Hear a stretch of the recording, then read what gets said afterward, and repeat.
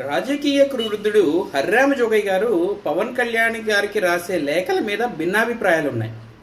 కొంతమంది లెటర్లు రాయటం తప్పన్నట్టుగా మాట్లాడతారు, కొంతమంది లెటర్లు రాయొచ్చు అందులో తప్పేముందన్నట్టుగా మాట్లాడతారు.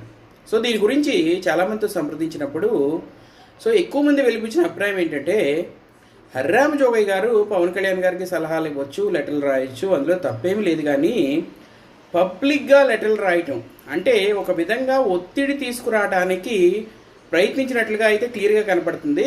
నిజంగా ఆయన సలహాలు ఇవ్వదలుచుకుంటే ఎవరైనా తెలిసిన వాళ్ళ ద్వారా కానీ ఏదైనా ఛానల్ అరేంజ్ చేసుకుని లేదా పవన్ కళ్యాణ్ గారికి అందేటట్టుగా ఆ ఇన్ఫర్మేషన్ ఇస్తే సరిపోద్ది. కానీ లెటర్లు రాసి దాన్ని పబ్లిక్గా రిలీజ్ చేసి ఆయన మీద ఒత్తిడి పెంచడానికి ప్రయత్నిస్తున్నట్టుగా ఉంది. అసలు ఈ సలహాలు ఆయన కుమారుడికి కూడా ఇవ్వాలి కదా. ఆయన వెళ్ళి వైఎస్ఆర్ కాంగ్రెస్ పార్టీలో చేరాడు, ఇప్పుడైనా సరే నచ్చ చెప్పి ఆ పార్టీలోంచి బయటికి తీసుకురావాలి కదా. కొడుకే విన్నప్పుడు ఇంకెవరు వింటారు అంటున్నారు.